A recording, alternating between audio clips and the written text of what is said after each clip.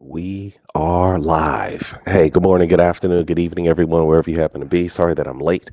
It is 4:01 on Pacific Standard Time, 1 minute after the hour, and we are live. This is Homeroom, week two.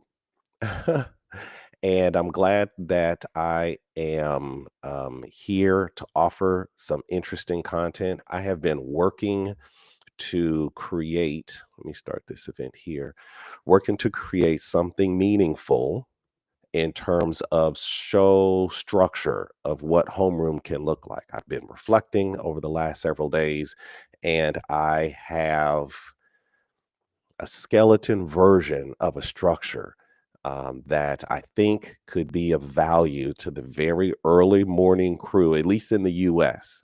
I have had some international visitors come and check us out. And so that has been useful in terms of broadening my perspective about what this experience can look like for an international audience, because it's not it's not as early in the morning everywhere in the world as it is for me right now.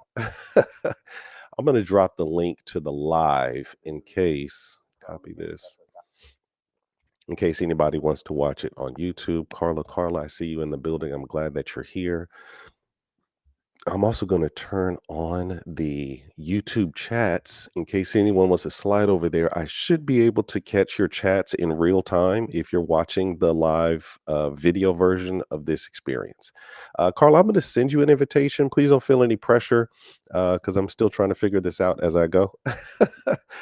But I'm happy to be here. So, what I'd like to do, what I have figured out in terms of a structure for a 1 hour show, is to do some version of a deep dive and then to do a few hot topics and perhaps open it up to the community as we go along. So I'm interested to see how this version of it plays. And I'm glad that you're here, Carla. Welcome onto the stage. Would you like to introduce yourself? Tell us a little bit about you. Maybe I should introduce you and then you can give greetings. So Carla is and you're welcome to correct the record. She is a business strategist and coach. She has years of experience in industry and manufacturing, if I'm not mistaken, and has also moved into the content creation space. She actually runs rooms every Tuesday morning, and I'm going to do my best to slide in there. Carla and I haven't talked about um, me coming in as Educator's House and promoting what she does through the Educator's House channel. And actually, for the good of the group, it's something that I haven't decided. So maybe, Carla, we can talk about this as a business coach. Maybe we could do a little real time case study if you're available. You know a little bit about Educator's House, and you also know that the concept is forming as it responds to the community. And you also know a little bit about me. And what I have learned is that Educator's House and Hassan Thompson are closely connected, right? It's very much a personality brand right now because I'm not really outsourcing the brand to other topics. So whatever comes out of Educator's House comes out of this mouth and this old scruggly face here.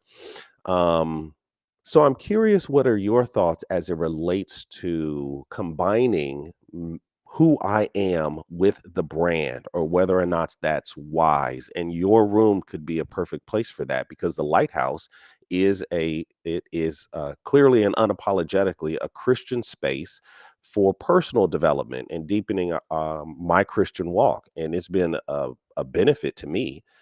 And so I wonder if, as a business strategist and coach, do you think that it's wise that I put my Christian walk, my personal development as a Christian, as an integral part of Educator's House, vis-a-vis broadening its scope from just what's going on in classrooms to this broader scope of personal and professional development, right? The tagline for Educator's House has been advanced professional development.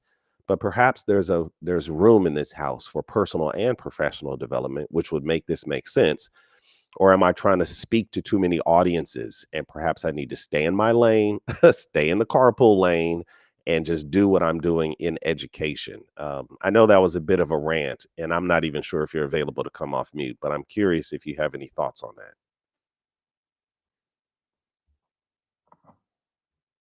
Good morning. Good morning. Interesting. And I think I'd have to think about it more.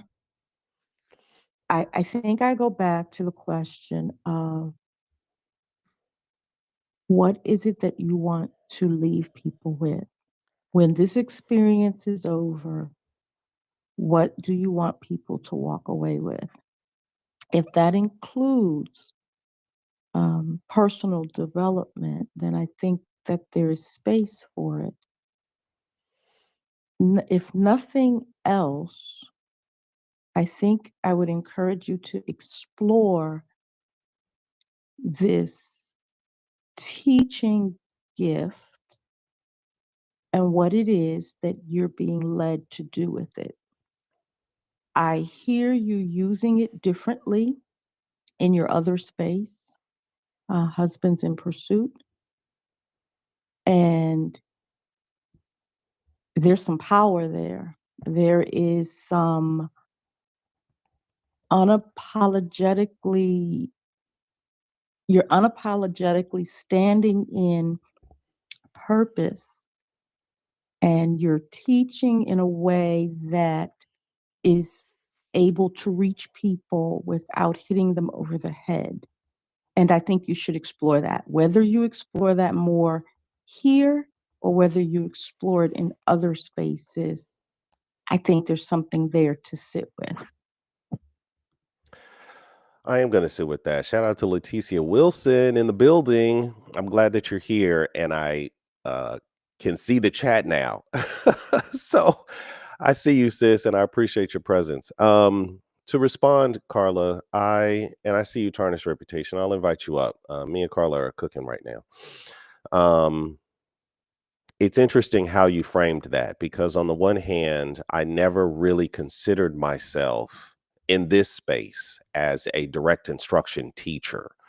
I always attempted to hold the space of a facilitator of discussion. And I would weigh in, but I would try outside of my moderator hat. I wouldn't try to weigh in too much as a teacher, right? But it was more about facilitating and smoothing transitions and that sort of thing. But to respond to your bigger point, I had number one, I'm in a very experimental phase, so I'm trying new things, right? So in that sense, at least for this time, I am not. Um, I would rather test it out in the market and see how the community responds versus just trying to keep it up in my own head. So me putting this sort of content out, this broader personal development uh, content out, is because those are the spaces that I'm in. And so the download that came to me was you're already in these spaces. Why aren't you sharing what you're doing and what you're learning in those spaces with your broader community? And so that's when I realized, okay, maybe there's the educator's house, which is over there, but there's also Hassan Thompson, and I'm a whole human being. And so I've been to your spaces. And so why not, if not share what I share in your space with my community, why not at least share my reflections, which kind of connects it all, right? So I'm in, as you mentioned, I'm in Husbands in Pursuit. I'm in a space called Wives in Waiting. I'm in a professional development space for Christians called Faith and Leadership. I'm in AI. Leticia knows that I'm in the Black AI think tank, often serving as a co-host over there, and other spaces. So I'm in these spaces where I'm not actually sharing those experiences with my community. And I realize either one, I need to share where I authentically am, or two, I need to change my circles, right? And be as much as I am in these other spaces, cut a lot of that back and go into, a parenting space or a technology and education space, like multiply where I'm at in that lane, which is also valid and valuable. So it's something that I don't know the answer to, and I am here experimenting. So Any thoughts on that before I move the mic over to my tarnished reputation? The only thing I would say is you mentioned who Hassan Thompson is. And I think that that is what you lead with. Be the best you that God has called you to be. Then that means that the content that you lead with will be authentic and will represent your best self. And I think, as far as moving in other spaces that are more aligned with Educators House, that's something to think about as well.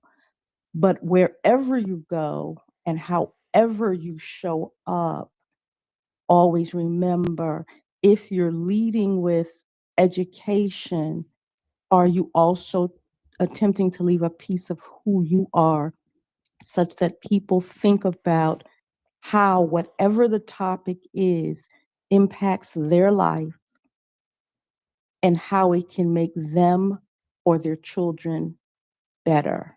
Hmm. And there's always going to be a personal piece of you that you can leave that will do that. I'll land. I appreciate it. This tricky landscape that I'm trying to navigate. My tarnished reputation. Good morning, good afternoon, good evening, wherever you are in the Good world. morning. How are you? I'm doing great. Welcome to the space. Please introduce yourself. I'm not sure if we've spent too much time in the space together. Well, I try to come once in a blue. Every time you have an event, it's like out of for me, it's kind of random, but not in a mean way, but it's just like random for me. Um, well, my name is Dante. I am a teacher in New York State.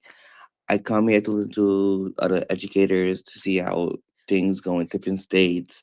I wanted to, I actually wanted to see if y'all were talking about mental health because I'm kind of struggling with my mental health this year. This Mhm. is my 11th year in education, I believe, maybe 10th year. I'm always losing count, but yeah, I made a decade this year, I believe, and I'm just struggling this year. Like I just waking up and don't want to come to work anymore because I'm kind of done with the tests, and I'm just like, why do I need to teach anymore? Mhm. I don't want someone to be here, but that's just me at this moment. But hello, everybody. Uh, you know, Thank you for coming and thank you for sharing that. I am actually intending to do a deep dive. So I run themes for a certain amount of time, and the theme that I'm focused on right now is this issue of diversity, equity, and inclusion. But since you're here, I think it would be wise to at least center your experience a little bit. So, in response, I have been in the classroom. I did a full generation, so I've got more than 20 years of classroom experience, long enough such that the students that I taught could grow up, have kids, and have students. Their kids would be my students as well. So I know what you're talking about, and I also know where you're at this season of the school year. Can I ask you, have you already completed all of your formal observations? Has that been done as well? Well, I think my formal observation is today, actually, and I'm not even prepared, but I know what I'm Hmm. doing. Hmm. But yeah, it pretty much done. Okay. Yeah, you can say that. Right. This so number one is very interesting to mention that, right? That there's going to be a formal observation in not only during the testing season, but immediately after the testing season. Like, what valuable observations can an administrator really yield from this sort of after party experience? And especially depending on what state you're in, those observations can have an impact on your merit pay, on your standing at the university or at your school, especially if you want to take those observations to another space. So I have seen administrators who just due to the overwhelm, they this is the only slot that they could fit it in, and I have seen administrators who strategically target teachers during the worst times of the year to make formal observations. whether it's at the very beginning of the year when students haven't really been normed informed, or at the very end of the year when we're trying to land this plane, baby. This is not the time for a formal observation. So I those sorts of things are the sorts of things that kind of nick at our mental health, right? And they kind of get us to step back and ask, what am I doing here?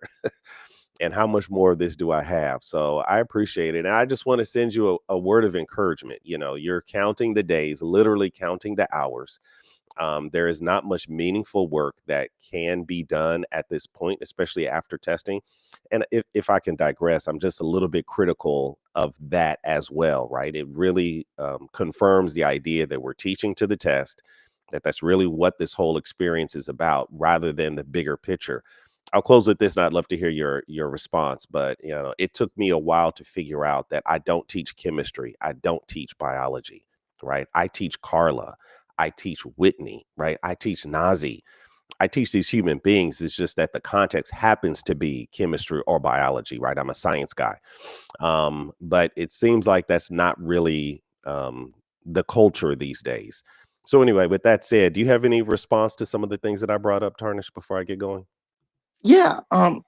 So I don't know if it is about education itself for me at this moment. I think it's just personal. Like I just wake up like in the morning. Maybe I don't know if it's just my environment where I just don't want to be in the city that I'm in now, or it maybe I'm just like maybe I just not maybe I know to the district like 2 miles away from me that probably can make $20,000 more, and I know I want to go there, but I love the kids that I'm in now. I realized that I've been creating. I took more roles this year, creating like the senior trip, and like the kids are coming to my face and saying, "Oh my God, thank you! You the first time we go on a trip in 10 years. Like you are the only one that like planned this. I want to say thank you." Yeah. But then I just felt as though like this was like a mental health on me. Like, am I doing this for them, or I'm doing it for me because I'm like I want to see the smile on their faces versus like, oh, I don't know. Maybe that's a job. Hmm. I don't know. Maybe I'm just ranting at this moment, but I don't need to figure out where this sadness coming from. Yeah. Well, I honor you, and I want to keep you encouraged. And encouragement doesn't mean stay where you're at, right? I want you to keep your options open and be very reflective of what your next move is. I was in that space for far too long, where I knew that being in the classroom was not the right fit for me, but it was safe. Nazi, I'm going to come to you next. It was so safe. I knew what my schedule was. I knew what my check was. I had years in the game. So I sort of met a certain level as it related to, how do I say, what my check was, right? I have years of experience. So my check wasn't as bad as it was when I first got started. So for all of those reasons, and it was the devil that I knew. I knew the shenanigans. I knew my admin. I've been in the classroom so long that it was sort of like Groundhog Year, in terms of my students. I kept getting older, but they were always the same problems, same narratives, etc. So it was a very safe place. And even though I kept telling myself year after year, I got to get out of here, I couldn't quite wrap my head around, like, how does this skill that I have transfer? I deal with kids. How does that transfer to some other career, right? These were all the limiting beliefs that kept me in the classroom year over year when I should have been left, and eventually it got to the point where, due to personal and professional reasons, I had to make that decision, that last year was my last year, in air quotes. And it was a struggle. There was a phase where I really didn't know what I was going to do next. And eventually, during some reflection, I went to therapy, right? I got some professional help to kind of help me transition out of there. And to be honest with you, now that I'm out, it's almost like the allegory of the cave. Once you get out of the land of shadows, I've realized ain't no turning back, baby. So you couldn't drag me back into the classroom at this time unless it was to visit, or to just have a moment. Leticia, she's watching us on YouTube. She would say, similar to the classroom setting, um, and this issue of mental health awareness, consider The weathering is real on us, Ashley says. So think about implementing strategies that nourish you as a person and prioritizing you. And I think that's really good advice as well. I'm going to move the mic over to Nazi. Hey, Nazi, good morning, good afternoon, good evening. You know, I really want to do a whole thing on Texas because your guy down there is really something else. Greetings. Tell us how you're Greetings. doing. Introduce yourself, and if you have any news or hot topics that we can chop up before I get into my DEI stuff, you know, the mic is yours. You know, I'm mostly going to just tell you where my mind's at and what I've been thinking about lately. And I think some of what you're talking about is losing vision. And I think corporations and some other, and definitely like you, Hassan, you have this business and you have your own ideas. It's like your vision, you know, you have your vision. You know what you want to achieve. And what happens in schools is we lost our vision. Like we don't know what we're trying to treat. Are we trying to get all these kids tested? Are we trying to get through this curriculum? Well, this Right. principal seems to want this, but I don't understand exactly what she's asking me to do. Got to do a bunch of paperwork. Why this report? I'm in trouble for this. You know, what is the vision? We just lose it. So I really realized that when I reached burnout, and I tell you, diagnosticians can reach burnout pretty easily because we have referrals up the wazoo. Everybody has a disability. And that's a Mm-hmm. whole nother topic I could get into one day. Everybody has a disability. Is that a bad thing? Is it a good thing? I don't know. But you know, everybody has. Is it my vision that I should just put a disability label on everybody? What's going on? And I apologize if I'm breathing. I do get my exercise at this time. That's why sometimes I go into listen mode. But so what I did for myself is I started going back to the founders of special education, since special education is my lens, and started looking at these founders and what was their vision, what motivated them.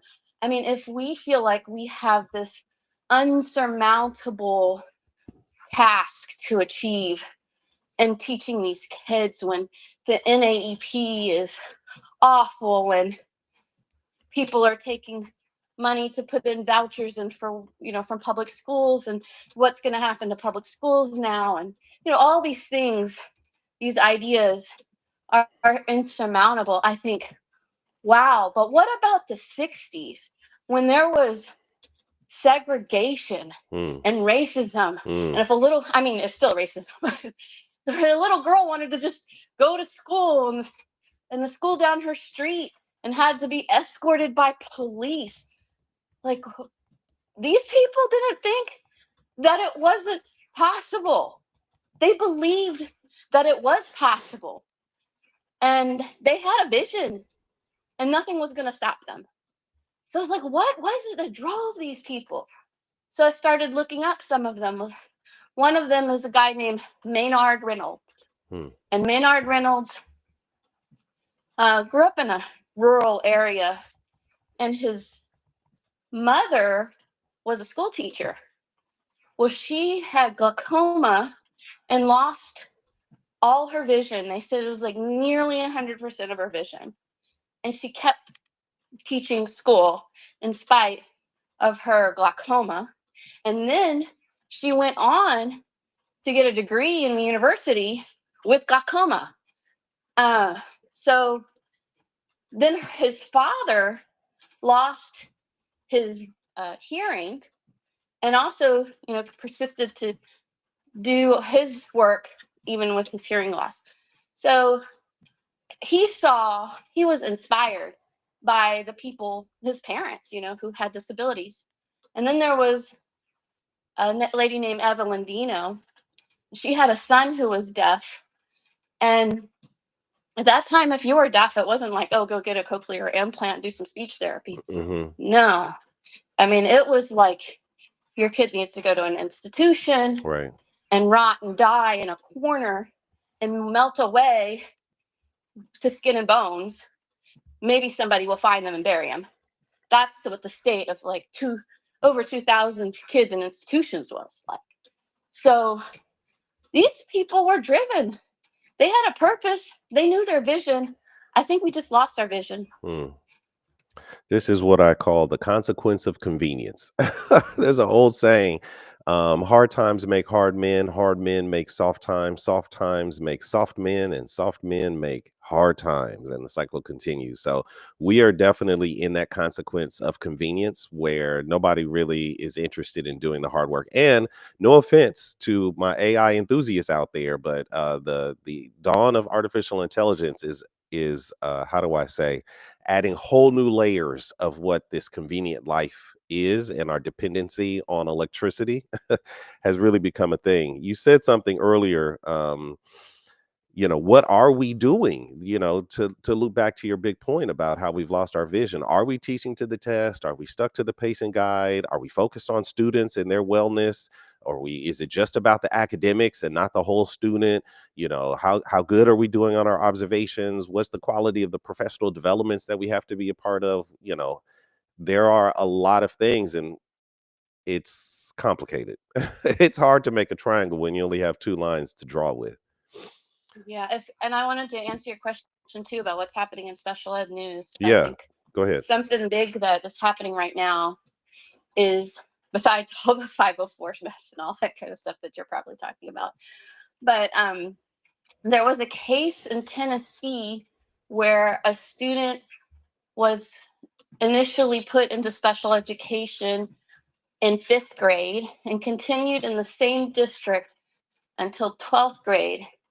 And his progress was monitored throughout the way, meaning he took the same tests that everybody else took about, how many words per minute you read or whatever.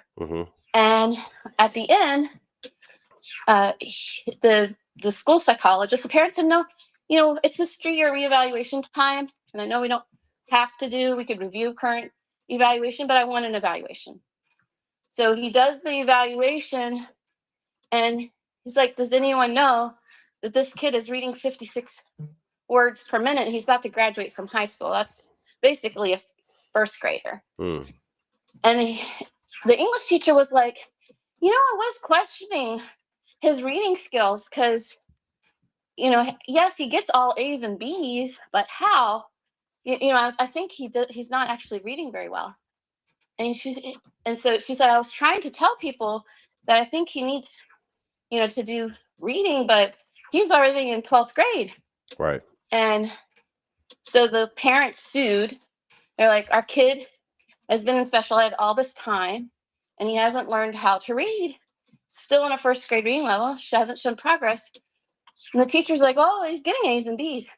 Well, the reason he was getting A's and B's was because he was using AI, Grammarly, text-to-speech, speech-to-text, calculator, every those scanning tools where you scan and it reads to you, every kind of assistive technology in the world, and it was all documented in his IEP that he could use all of those things. Wow. So he was getting A's and B's.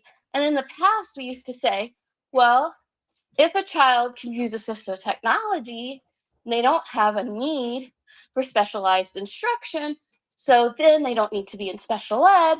They could just be on a 504 and use all their technology. So that was like kind of the question they were looking at. Like, could this kid just not be in special ed and be a 504 with all this technology? And had special ed done its job just to teach him to use the technology and move on. And the court ruling, most courts, just so you know, will rule for the school. Right.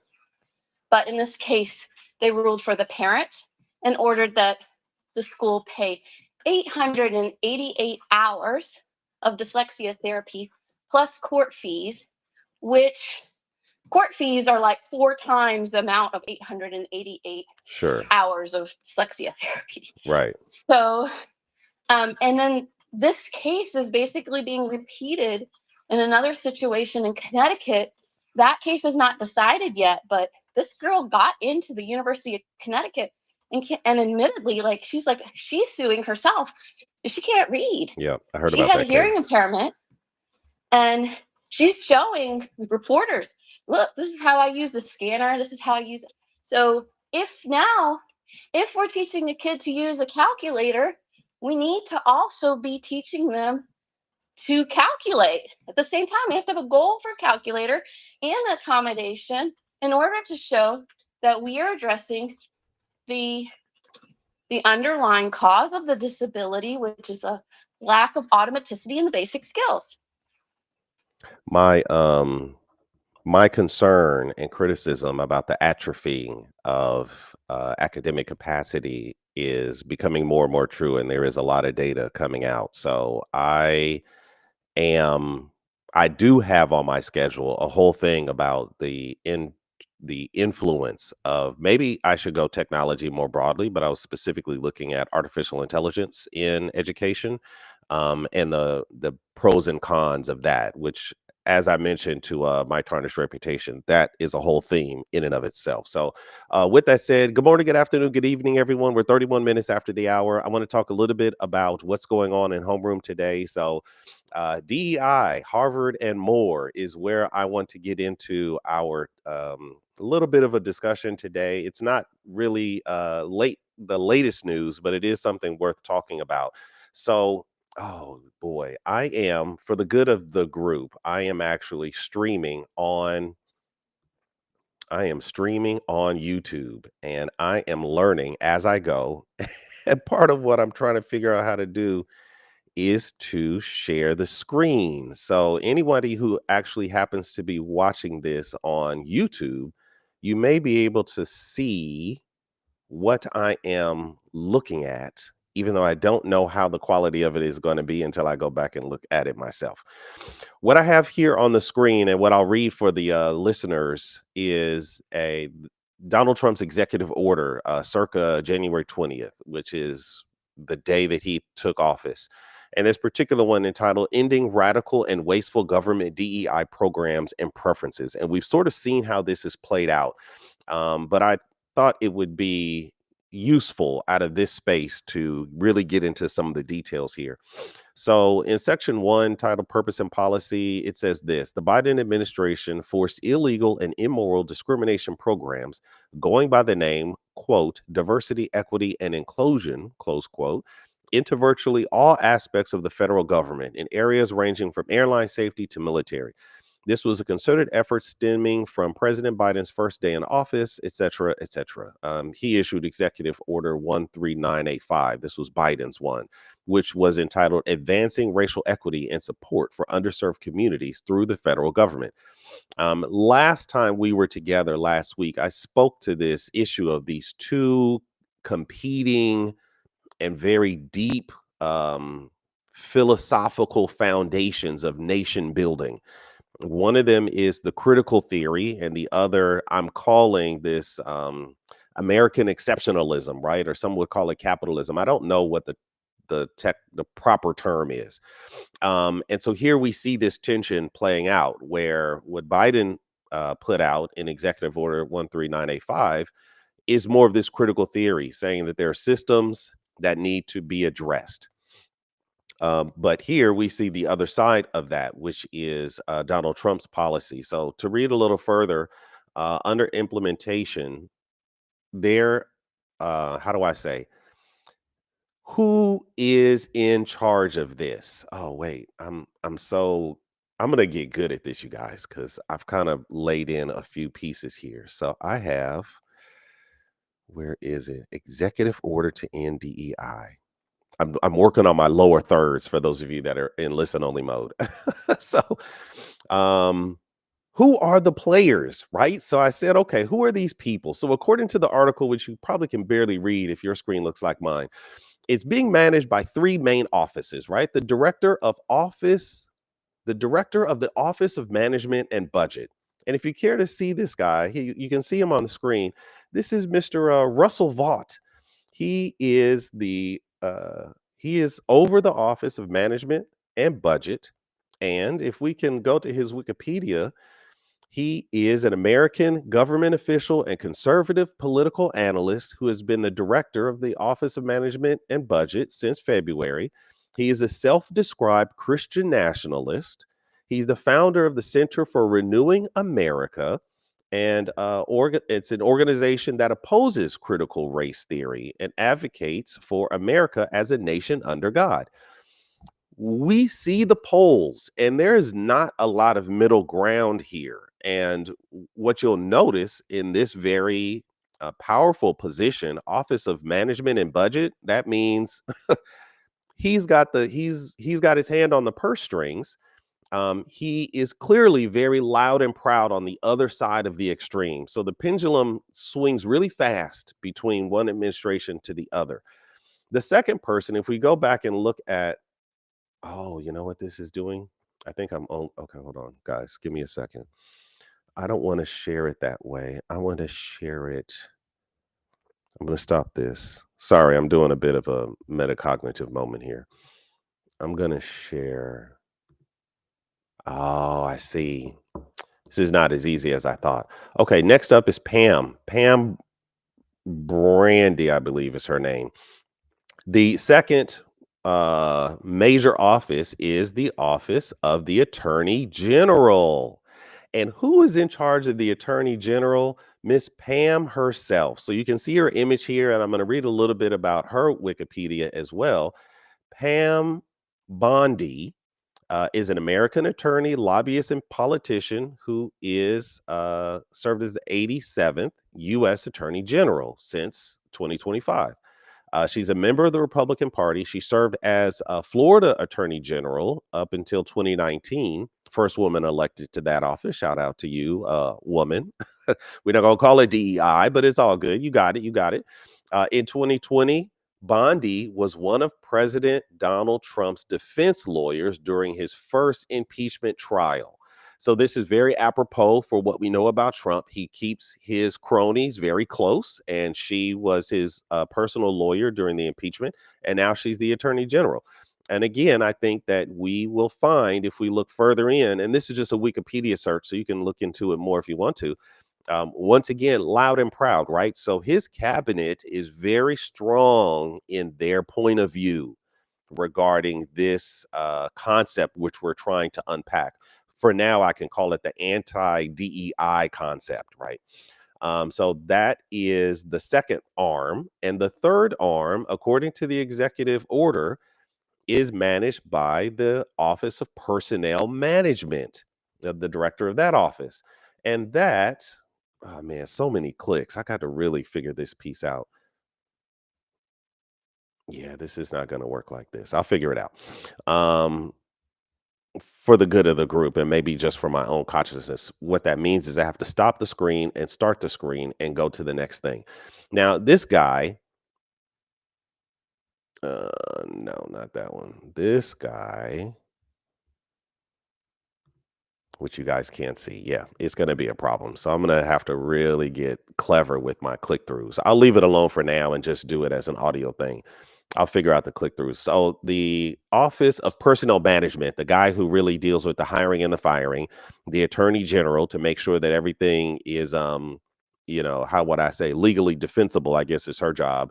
And then the guy who controls the budget strings. These are the guys who are in charge of this particular executive order. So Charles Ezell, I'm not sure how to pronounce the name exactly.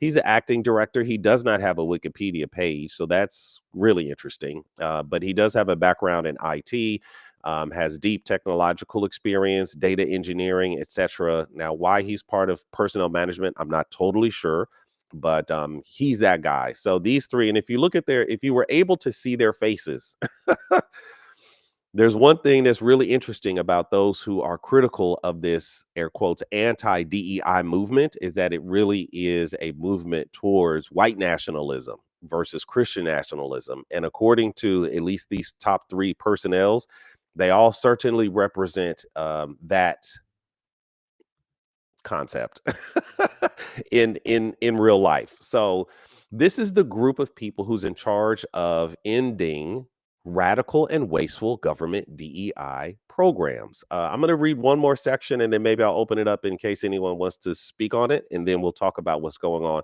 how it's playing out in Harvard, which is really an interesting connection.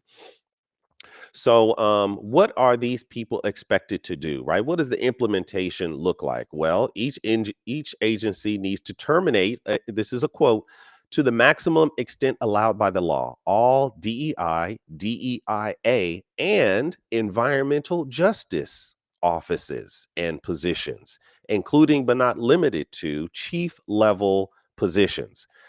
They also need to provide with the director of OMB, which is Office of Management and Budget, a list of agencies or departments that have DEI, DEIA, or environmental justice positions. So they all need to submit those positions to this guy, including federal contractors who have provided any DEI training or training material to any federal agency, and federal guarantees who have received funding, federal grantees who have received funding to provide DEI training or programs out.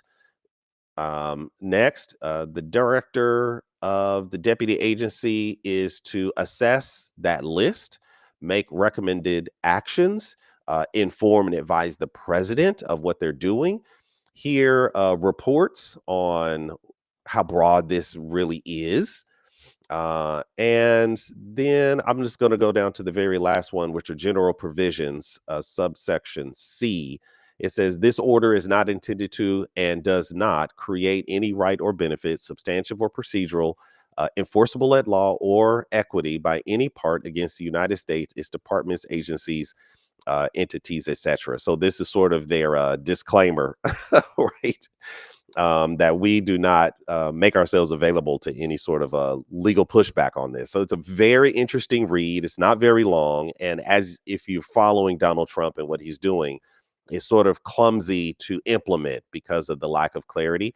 But because these people, these top three people that I've introduced to you, have the same philosophical mindset as it relates to dismantling DEI, as you can see from their past, they'll figure it out. And I don't think Trump really cares about how it gets done as long as it gets done. Yeah, we're gonna anyway. With that said, I want to move over to Harvard, but I wanted to at least land the mic and see if anyone had any first thoughts or any response to what's come up so far. Mic is open, stage is open. I was just kind of curious about your opposite of your DEI, and I was thinking is meritocracy what maybe it is, but I Yeah, don't know. I'll leave that with you. there is. Thanks for saying that. There actually was another executive order that I was gonna highlight, but I just didn't think I had enough time today, which specifically uses the word meritocracy. It does lend itself, but I wouldn't say that meritocracy is that deep philosophical thing, right? The critical theory is decades old, right? And it did not start in the United States. So it moved over here to the United States and became um, a real moneymaker for the people in that space, which is part of the criticism that is really a bureaucracy. It's a layer of bureaucracy and not actually a meaningful thing. And there's so many layers to it that is complicated for me to unpack. But critical theory is actually a deep philosophical theory. So I'm trying to figure out what is that, the deep theory that underlies meritocracy. I'll keep looking it up because I know that's what we're studying is qualitative research, Hmm. not quantitative research. And critical race theory, critical theory comes from it's a lens for qualitative research. So it really comes from like anthropology and that sort of thing. But I can look more into it if you want. Yeah, I would appreciate it. I really would. Okay, I'm going to share. I think, oh, this is from Harvard. Okay, so I'm going a little bit out of order. Let me go to this letter. All right, so I'm formally, Leticia, if you're still with me, I'm formally stopping screen sharing because it is not working for me. Um, while I'm looking at the chat, Leticia has a question. How do educators stay up to date with the legislation landscape while staying focused on student learning in the classroom? No, it doesn't happen. There are organizations out there, Education Weekly, et cetera, but It's impossible. If you're K-12, you know that it's impossible, because we can barely keep up with the grading and managing, talking to parents and going to PDs, like to actually step back and look at the forest when we're so busy managing the trees. No, no, no, there ain't no way. Ain't no way. All right, I'm gonna slide over to this letter. This is a letter that was sent to the president of Harvard. So here's the bridge that I want to create for everybody.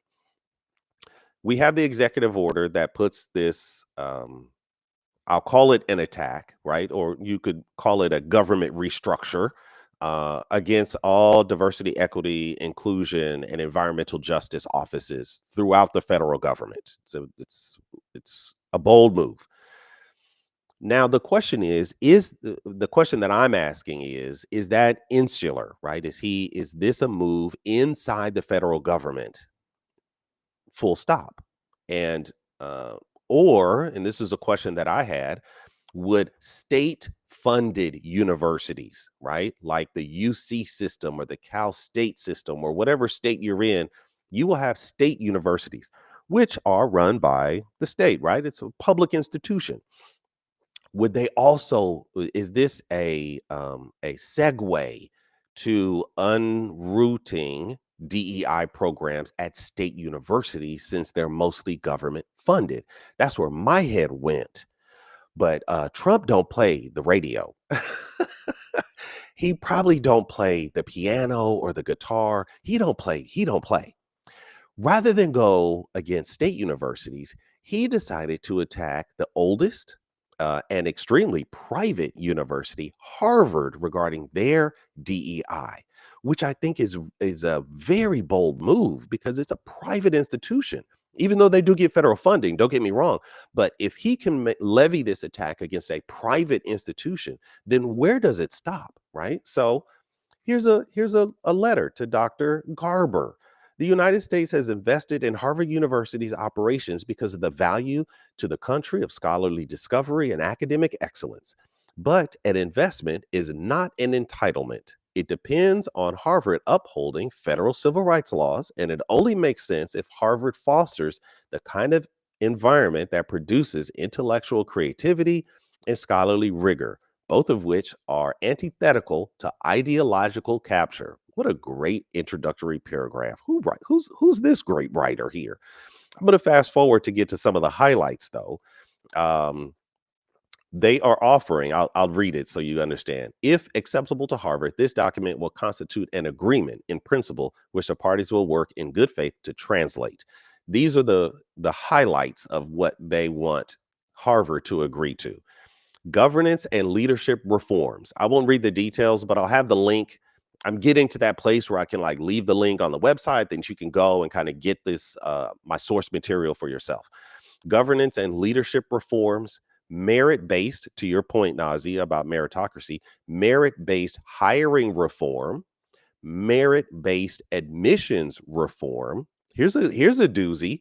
International admissions reform, viewpoint diversity in admissions and hiring. Very interesting language there.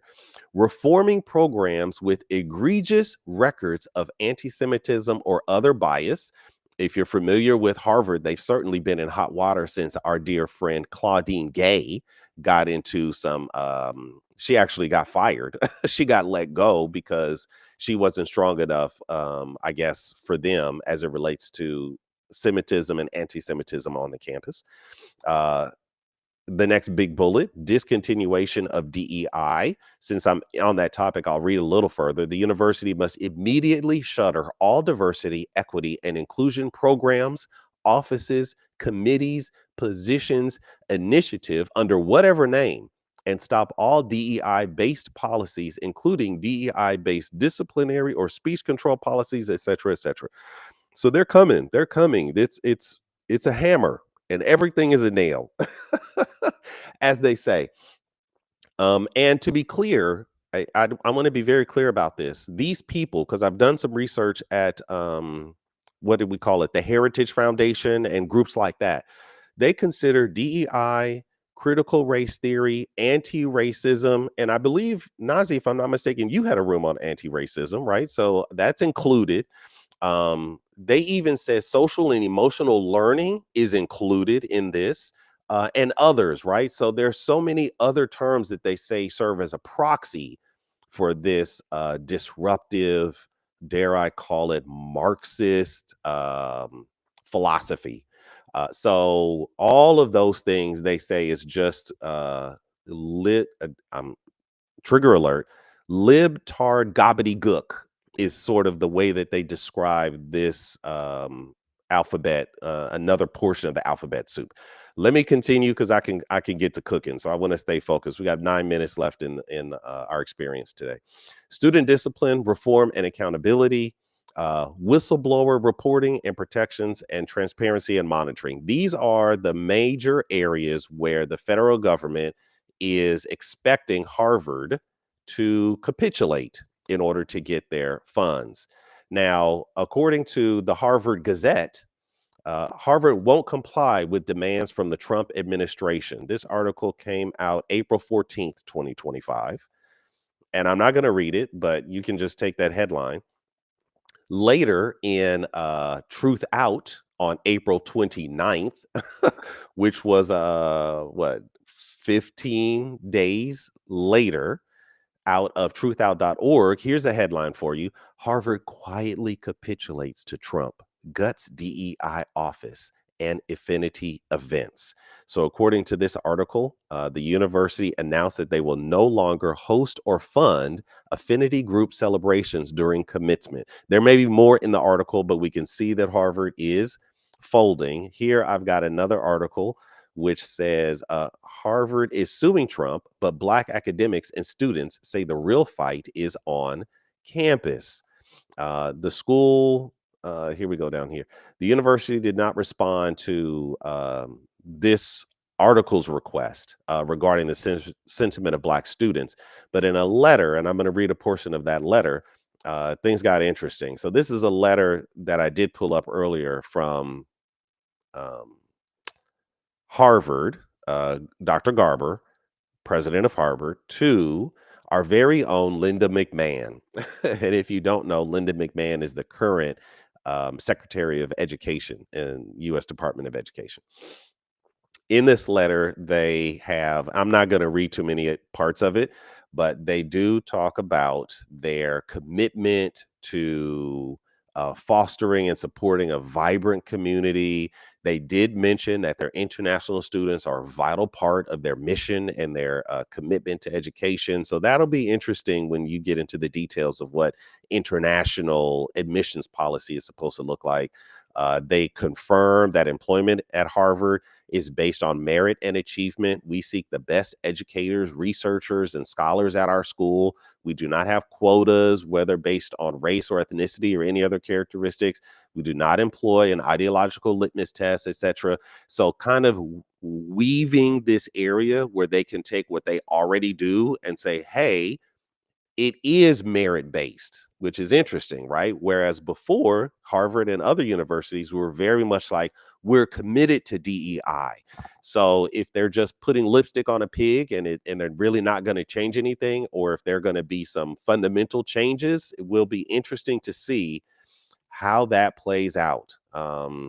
And this last article that I wanted to share, the White House's clumsy attack on Harvard, the Trump administration's crusade against the university is unquestionably justified, but its methods may not pass muster in court.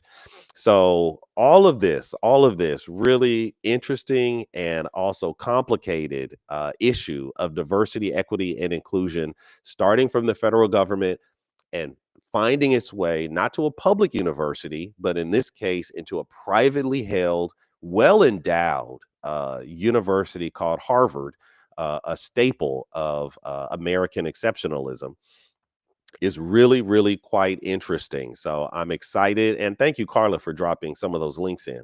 Um, I'm going to land my mic. I see you well is in the building. Shout out. Muhammad Ali. I see you have a pink ticket, but I'll invite you up onto the stage as well. If anyone has any thoughts about this, I am once again going to leave the mic open in case anyone would like to share. The anti-Semitism thing, of course, is all about Palestine. They Mm-hmm. call Palestinians who are fighting for their rights as, anti-Semites. And so if you support that, you're somehow. I don't get that. Why is that? It's a complicated little battle here, right? Because and I was watching a news report about this. Where is the line between being critical and being anti-Semitic? And that is a very gray area. It's not great. The Israel created this finger pointing because they want this, say, oh, anybody who's critical of us is anti-Semitic, so Right. that they can get their way. And Israel is a stepchild of the United States. Some of you are wondering if maybe they're controlling the United States. Valid. It's a whole political thing. I know you don't want to go down, but it's affecting the universities. And the universities, the students are coming out and demonstrating against it on the university campuses. And they're getting disciplined. I mean, there's a law in several states that if you have a contract with that state, you have to sign an oath that you will not divest in Israel. That is unconstitutional. And it's making its way to the Supreme Court on many different cases and from several states. But they have documentation that Israeli people come over here and wine and dine these state congressmen and get them to feel sorry for Israel, which I have nothing against. The Holocaust was a horrible thing. It should not have happened. But Palestinians shouldn't be the scapegoat. Yeah. And so, they get them to feel sorry for the Israelis. And then, we pay millions of dollars for several luxuries that Israelis have that American citizens don't have, from education to hospitals to defense. We have to be critical of this. And Israeli government, people question, is that what's moving this? I mean, it's apartheid. You go to Israel, Desmond Tutu from South Africa has deemed Israel as an apartheid nation. And if there's anyone who could define what apartheid is Israel. I mean, is South Africa, that they could call that out. They lived it. So, yeah. Could this be, that's what a lot of criticism is could this whole anti-DEI just be another effort to reinstate apartheid in the United States? Well, listen, there are a lot of people and a lot of people that I respect and a lot of scholars who see the tea leaves a moving. So when I talked earlier at the top of our time together about how the pendulum is swinging, I think back to, since we're talking about it, I think back to Adolf Hitler's regime and how in the world, when we look back and say, how in the world could something of like that have happened? But it's when kind people don't speak truth to power. And you just sort of allow and allow and allow until you look up and realize that you're the frog being boiled. And so that kind of thing might be something that we're seeing, but because again, we can't step out of our little bubbles, and now it's this this little phone that we all keep in our pocket, because we can't step back and look at the bigger picture.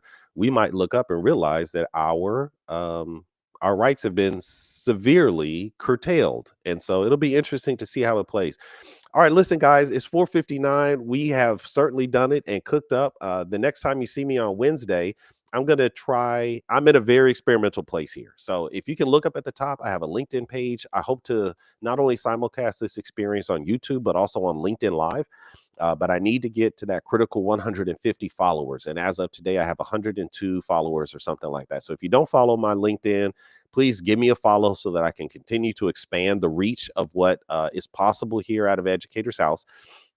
What I'm doing now with this small community, and I appreciate the supporters who are here, is figuring out the format, right? Uella Scott King, she's here in our listening lounge. She's got a format that she does over on Chatter, and Chatter is a really interesting platform because I can share the screen there a lot easier than I can, and it takes a lot less clicks than what I'm trying to do here on a on this YouTube stream. So I'm watching you, UL. I'm taking notes over there with your great success. But what does the format look like? Is it am I just a talking head and I just share the news, and while you're doing your morning routine or whatever, you can kind of listen in and pick up? Is it a community based thing like we've experienced today, where I bring people up and we get to really talk through some of these concepts? Is it news, like the latest news and the hot topics, or is it sort of vignettes of what's really going on, big picture? So these are the things that I'm experimenting with, and I'm trying to find out where the resonance is with my community. So I'm going to try something again on Wednesday, which will be pure reaction video. So I'm going to pull a bunch of clips related to DEI, at least one aspect of it, and then I'll be playing those clips and we can kind of chop it up and talk about it. So I'll see you there on Wednesday. Later on today, I'll be in a room called Wives in Waiting. It's a Christian-based room for singles. So I may be streaming live there. Wednesday, I also have a room that I run for men. It's more of a professional development space. Thursday, our good friend Stefan Youngblood will be hosting the Black AI think tank, and he's got a whole Black AI week where he's got a panel of professionals that are going to come and offer free of charge a series of trainings about what's going on in the world of artificial intelligence. And more. So, and on this Sunday, Educators House will be formally back with another conference. So I'm excited to announce that as well. I'm getting my feet wet and I'm getting back into the game. And so I appreciate everybody who's here for your support. So with all of those announcements said, I don't know what the call to action is. I'm going to tighten up, these little pieces and make it super clear as I go and I grow, but I'm not going to let analysis be my paralysis. Shout out to Carla for helping me break through. So I'm just going to offer and I'll fine tune as I go. She's given me permission to be messy. And so forgive the mess, but I'll clean it up as we go. And I appreciate your support along the way. All right, guys, with that said, it's 5:02. We're going to go ahead and shut this experience down, and I'll see you next time. Peace, everybody. Peace, peace.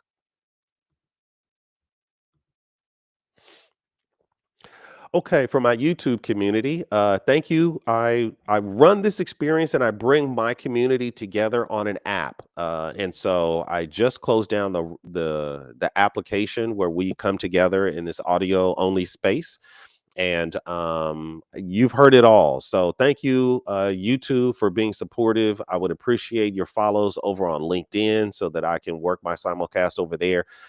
As a solo producer of this live experience, it is certainly complicated to figure out how to manage all of these pieces. It's complicated enough on YouTube alone, and yet there must be a masochist inside of this little sadist called Hassan Thompson, because I want to make it even more complicated as I go and I grow. But I think LinkedIn is an essential platform for the education specific content that I release.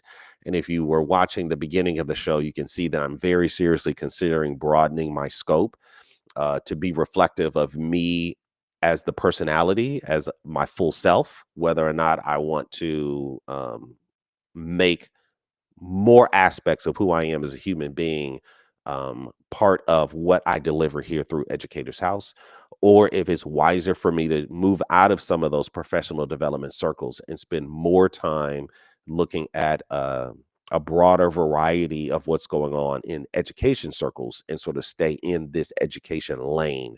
So whether or not Educators House is a professional development space in the education sector, or is this house the home for personal and professional development? And you, the community, can help me define that. And so as I go and as I grow, and especially now as I experiment with these formats, your feedback is critical. So at some point, I'll figure out how to do some kind of a poll. I know YouTube has it. I have a limited bandwidth, so I'm trying to figure it out as I go. But to whatever degree you can give me feedback on what's working, what's not, how I can be responsive to you as my community. I do believe that I have something to offer, but I just am not clear on exactly what that is. And so while I'm waiting for the downloads, I would appreciate your support. So with that said, I'm going to close this.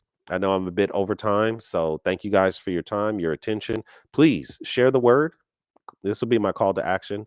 Like, share, and subscribe as the YouTube standard expects. All right, everybody. Peace.